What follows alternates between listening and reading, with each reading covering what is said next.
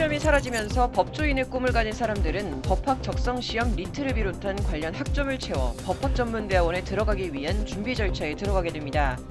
하지만 로스쿨에 합격해 입학을 하게 돼도 등록금이 연평균 수천만 원에 육박하는 것으로 나타나며 돈 때문에 꿈을 포기하는 사람들이 잇따르고 있습니다. 현대판 음서제라는 비판이 나오는데 구체적으로 살펴봤습니다.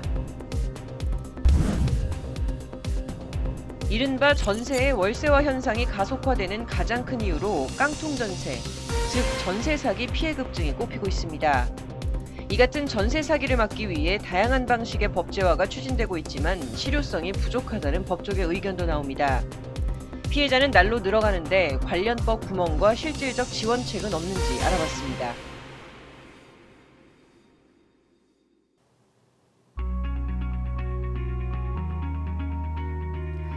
시청자 여러분 안녕하십니까? 로포커스 시작하겠습니다. 한 해가 마무리돼 가고 있는 요즘 가족이나 지인 혹은 새학기 준비하는 분들 계실 겁니다. 이제 청소년은 청년이자 새내기 대학생으로서 배울 준비를, 또 옛 시절 배움의 열망이 그리워 직장인에서 다시 학생으로 돌아가는 분들도 계실 텐데요. 학교 가려는 분들에게 가장 큰 걸림돌은 역시 돈이 아닐까 싶습니다. 특히 법조인을 양성하는 법학전문대학원은 여느 대학원보다 비용이 수배로 들어 법조인의 길을 좌절시키기도 한다는데 법조인이 되는 길, 여정은 험난하고 비용은 가혹했습니다. 자세한 내용 속대성 기자가 전해드립니다. 국립대 법학전문대학원을 다니고 있는 전세련 씨. 2011년 대학 졸업 후 직장 생활을 하다 10년 만에 모교로 돌아왔습니다. 저는 연구원 출신이어서 항상 보고서 쓰고 보고서 읽고 하는 게 제 일이었는데 그거하고는 다르게 법학이 굉장히 다른 영역의 학문이더라고요. 다시 연구원이나 세종시의 부처나 국책연구기관에서도 변호사가 필요하거든요. 그래서 그쪽에 다시 돌아가고 싶기도 해요. 세련 씨는 현재 전세 보증금으로 학자금과 생활비를 충당하고 있습니다. 보통 학생들은 조금 부담스러울 것 같아요. 왜냐하면 부모님의 도움이나 아니면은 뭐 장학금을 받는다고 해도 반액 정도밖에 안 되기 때문에 그래서 따로 대출 받는 친구들도 많고요. 올해 전국 25개 법전원 등록금은 평균 1,425만 원. 대학 등록금 평균의 2배가 넘고 고가의 장비를 쓰는 의대보다도 많습니다. 교육부는 2016년 국립대 등록금 동결, 사립대엔 인하를 명령했고 대부분 학교는 지금까지 기조를 유지 중입니다. 한때 등록금을 2천만 원 넘게 받았던 학교도 있었다는 걸 생각하면 평균치는 과도기 때보다 15% 내지 줄었지만 학생에겐 여전히 부담입니다. 1,425만 원, 시급 만 원을 번다고 가정해도 1,425시간, 60일을 꼬박 일해야 마련할 수 있는 돈입니다. 노동자 월급으로 따졌을 땐 한 푼도 안 쓰고 넉 달을 일해야 합니다. 실정이 이렇다 보니 법전원 입학을 앞두고 있는 학생 사이에선 은행 대출 담당 직원 이름과 연락처가 공유되고 있습니다. 법전원 학생에게 빌려주는 돈은 은행 최대 2천만 원, 한국장학재단 학기당 생활비 150만 원. 학교에선 장학금으로 대출부터 갚으라고 권유하지만 현실 반영은 어렵습니다. 장학금을 줄 때 학교에서는 학자금 대출 갚으라고 하거든요. 근데 보통 안 갚고 이거 그냥 이중으로 쓰죠. 거의 빚더미에 다 앉은 채로 공부를 하고 있다고 생각하시면 돼요. 법전원 제도는 다양한 배경을 가진 법조인을 양성한다는 취지로 시작했지만 입학생 대부분은 대학 졸업 후 곧바로 진학한 경우입니다. 특히 올해 입학생 현황을 보면 입학생 중 28세 이하가 83%에 달하고 35살 이상은 1.8%에 불과합니다. 일부 지방은 전입신고 시 소득 없는 1인 가구 청년에게 지원금을 주는데 그나마 월세를 충당할 정도. 학비를 감당할 수 있는 금수저 자녀만 진학할 수 있다는 지적이 계속되는 이유인데 실제 올해 법전원 재학생 중 고소득층 비율은 45%로 절반에 가까웠습니다. 더 큰 문제는 장학금 지급률. 법전원 제도를 처음 도입한 2009년 46.79%에서 현재는 34%까지 12%포인트 넘게 떨어졌습니다. 앞서 미국은 한국보다 심각한 상황을 겪었습니다. 지난 2014년 미국 내 로스쿨 진학생은 37,900명, 미국 내 로스쿨 수가 53개에 불과했던 1973년 이후 최저치를 기록했습니다. 로스쿨 입학생 규모가 정점에 달했던 2010년과 비교하면 5년도 안 돼 30%포인트나 줄었고, 학교들은 반값 등록금도 내걸기도 했지만 회복까진 상당 시간 걸렸습니다. 특히 재력 있는 집안이 아니라면 졸업생은 많게는 30만 달러, 하나로 3억 원 넘는 빚을 지고 나오는데, 미국 법률상 학자금은 파산을 선고해도 절대 청산할 수 없도록 규정합니다. 지나치게 비싼 등록금에 비해 취업률이 낮다는 사실은 사회적으로 대두됐는데, 한국도 이런 전철을 밟는 것 아니냐 우려가 나옵니다. 지금 로스쿨 때문에 일정 대학원까지, 로스쿨까지 나오지 않으면 변호사 자격을 딸 수가 없잖아요. 그래서 제가 그 중에 일부만이라도 사법시험 체제, 이걸 부활하자라고 하고 있는데, 이 점에 대한 의견이 어떠십니까? 야간 로스쿨이라든지 또는 로스쿨에 직업 상업에 종사하다가 갈 수 있는 특별 전형이라든지, 그리고 장학금 제도라든가 이렇게 해서 기회의 문을 넓히는 것이 대선 당시 서민 로스쿨을 공약했던 윤석열 대통령. 교육부는 최근 전국 법전원 관계자를 소집해 전체 학생 중 학사 졸업 후 사회 경험이 있는 학생 비율 등을 조사했습니다. 이런 행보는 진입장벽을 낮추기 위한 것이란 기대감으로 작용하고 있는데, 정부는 일단 조심스럽게 접근하는 분위기입니다. 현대판 음서제 비판은 꾸준하지만 학교는 나름의 고충을 토로합니다. 법전원별 재정 결손은 매년 평균 15억 원 안팎인 것으로 전해지는데, 설치 인가 구조부터가 고비용이라는 것을 지적합니다.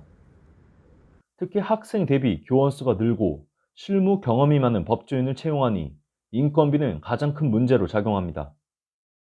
현행법상 법전원은 전임교원을 20명 이상 두고 있어야 하는데, 교수 중 변호사 자격증을 소지한 비율은 2020년 처음으로 전체 중 30%를 돌파했습니다. 초기 법전원이 실무교수 영입에 힘썼다면 현재는 법조 일선에서 학교로 가기 위한 경쟁이 치열하다는 평가입니다. 로스쿨 제도 15년, 무한 경쟁 속 법전원은 변시학원이 됐고, 이제는 사법시험으로 돌아가려 해도 완전히 돌이키기 쉽지 않은 상황.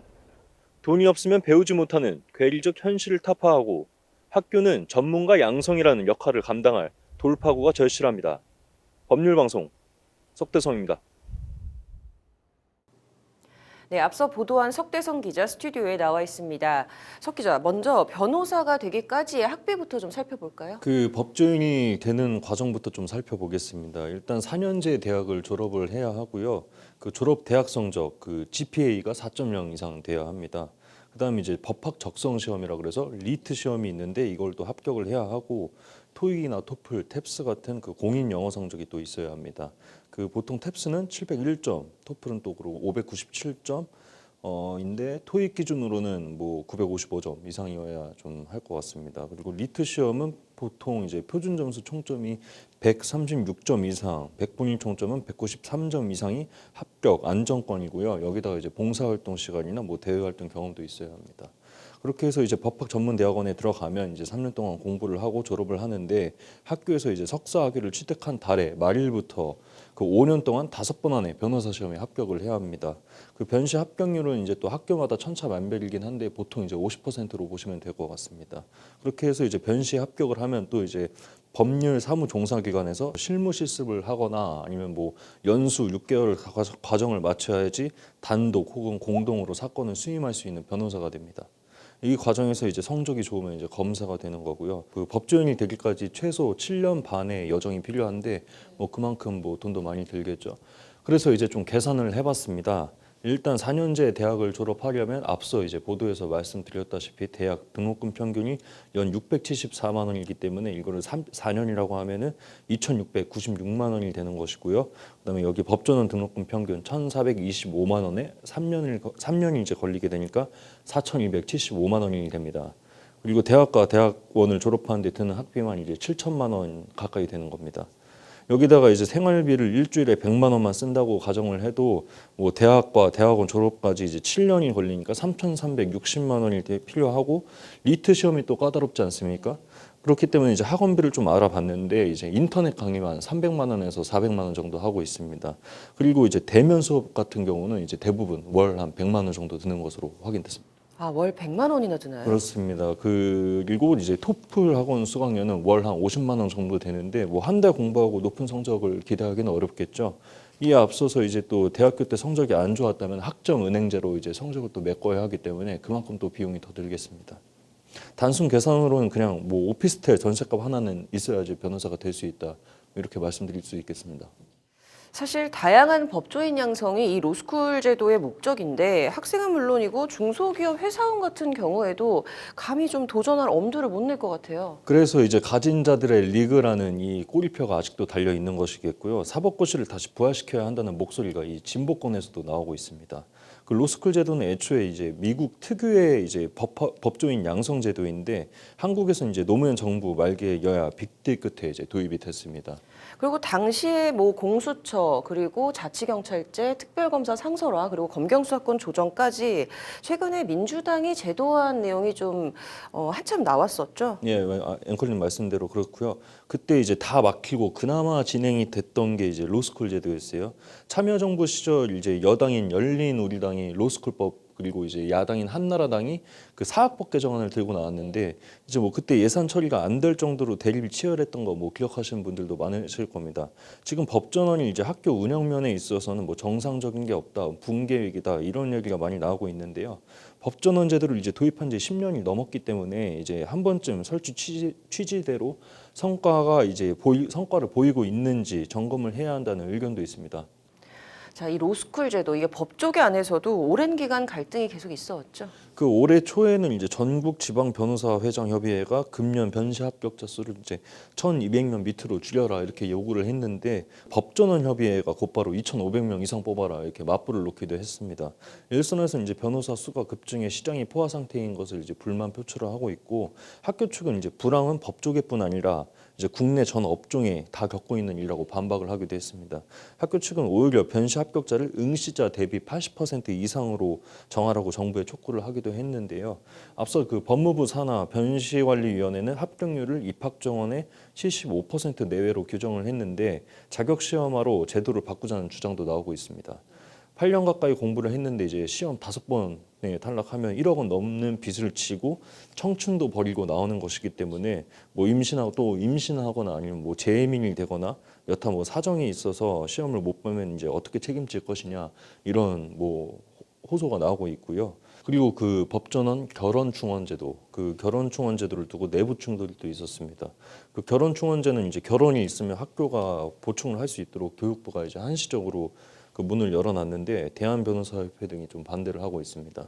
그 학교 입장에서는 이제 적자가 이어지고 있는 상황이기 때문에 학생 한 명이 이제 좀 절실한 상황인데 일선에서는 이제 입법 취지를 하위 그 시행령이 잠탈하고 있다 이렇게 말하긴 하고 있지만은 뭐 사실상 뭐 변호사가 과다 배출되고 있는 상황에 이제 뭐 그런 거에 대해서 제동을 걸기 위한 것으로 보이고 있습니다. 뭐 장학금 지급률, 교원수 문제들도 그렇고 아직 조금 짚어야 할 문제들이 산적해 있는데요. 이거는 다음에 또 한번 얘기해 보도록 하죠. 이번 주 여기까지 듣도록 하겠습니다.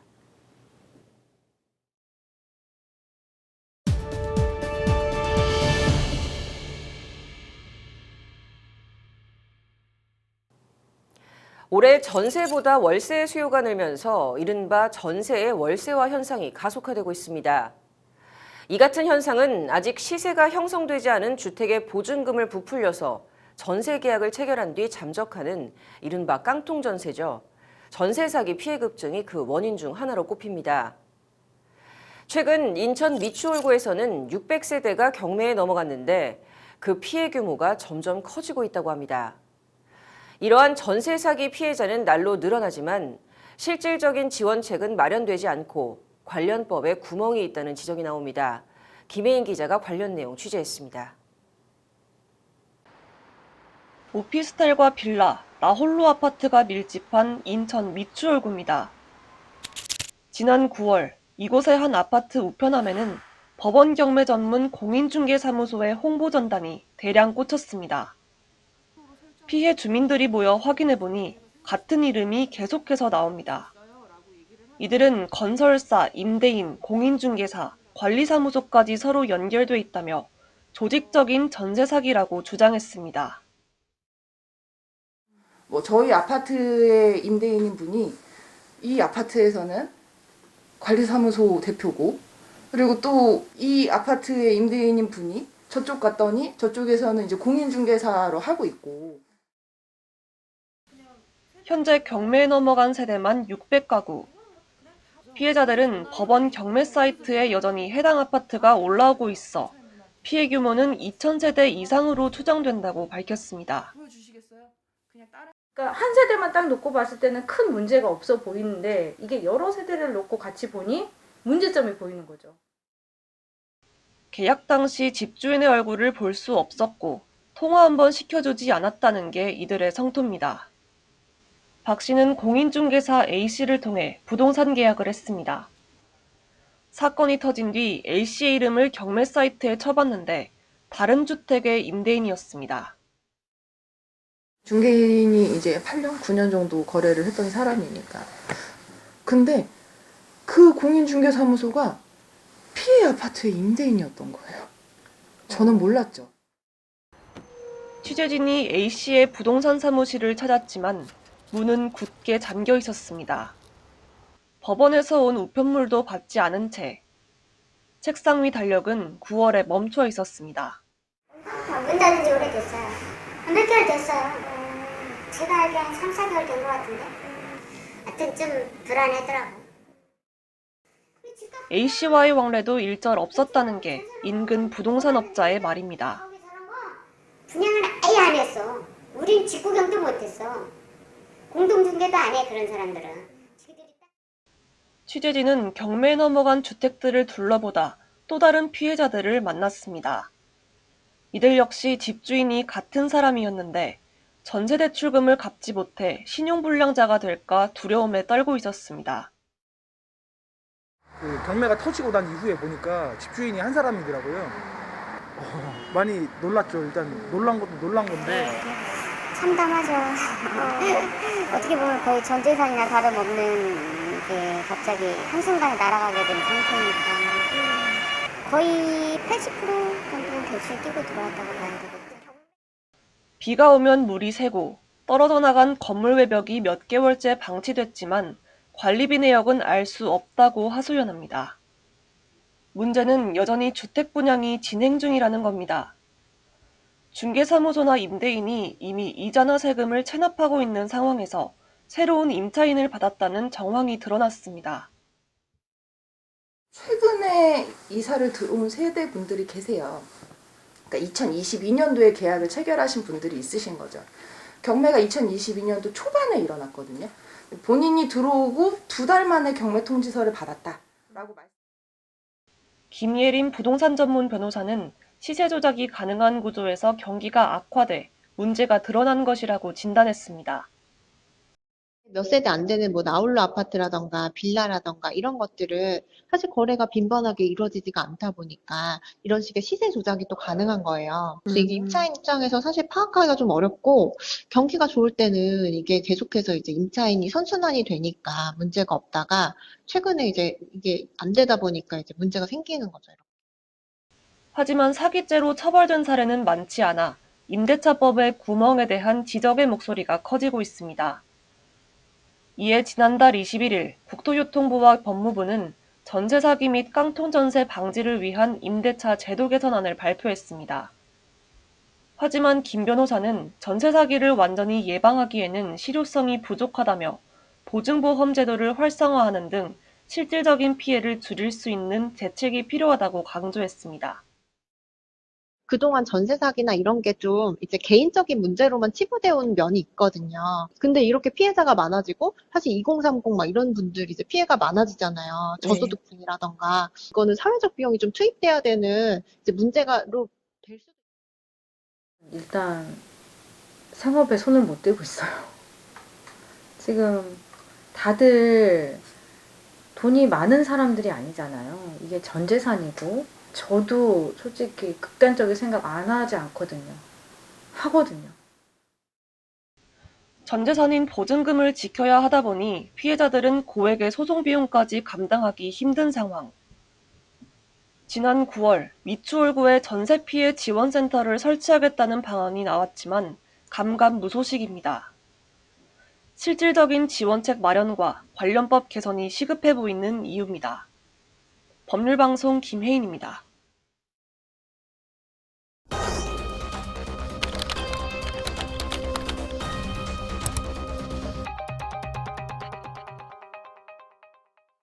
이번 주 핫클릭, 청담동 만취운전자 그리고 뺑소니 논란 얘기해보겠습니다. 서울시 강남구 청담동에 위치한 한 초등학교입니다. 교문 앞 벽면엔 여러 색깔의 포스트잇들, 또 바닥엔 국화꽃다발들이 놓여 있습니다. 이 학교를 다니던 올해 9살의 A군을 추모하기 위해 친구들이 공간을 가득 채운 겁니다. 지난 2일 오후 A군은 방과 후 수업을 마치고 나오다 만취 운전자에 치여 안타깝게 생을 마감했습니다. 이 가해 운전자는 30대 남성으로 당시 그의 혈중 알코올 농도는 면허 취소 기준인 0.08% 이상이었습니다. 그런데 이로부터 일주일도 채 안 된 시점에 해당 사고는 논란의 중심에 섰습니다. 경찰이 이 가해 운전자 B씨를 구속하는 과정에서 이른바 민식이법으로 불리는 특정범죄 가중처벌법상 어린이보호구역 치사 혐의만 적용하고 뺑소니 혐의를 적용하지 않은 겁니다. 가해자가 사고 현장을 이탈하지 않았고 피해자 구호 조치를 한 것으로 판단했다. 법리와 판례에 따라 뺑소니 혐의를 적용하지 않은 것이라는 게 경찰 측 설명입니다. 경찰은 B씨가 주차 후 약 40초 만에 다시 현장으로 간 점, 이후 인근 주민에게 112로 신고해달라고 요청한 점 등을 고려해 B씨에게 도망칠 의사는 없었다고 본 겁니다. 이에 대해 A군 유족들은 운전자가 사고를 낸 사실을 알면서 도주한 것이므로 뺑소니 혐의를 적용해야 한다며 직접 경찰이나 소방에 신고하지 않는 등 적극적인 구호 조치도 하지 않았다는 점도 강조하며 강하게 비난했습니다. 법조계에선 이번 경찰의 뺑소니 미적용 논란을 어떻게 보고 있을까요? 교통전문 전경일 법무법인 LNL 변호사는 뺑소니 성립에 문제가 없어 보인다고 말했습니다. 정 변호사는 먼저 운전자의 진술 그대로 믿을 수 없다며 사고를 내고 현장을 떠난 이상 40m든 100m든 이미 뺑소니 기준에 해당된 후 돌아온 것이라 뺑소니 성립에 영향이 없어 보인다고 꼬집었습니다. 그러면서 정 변호사는 대법원과 하급심 판례 등을 언급하며 40m, 50m든 거리에 상관없이 도주했을 경우 뺑소니에 해당한다고 판단한 판례들이 있다고도 덧붙였습니다. 한편 경찰은 운전자 B씨를 상대로 정확한 사고 경위와 사고 전후 행적 등을 보강 조사한 뒤 조만간 검찰에 송치할 예정입니다. 이번 주 핫클릭 여기까지입니다.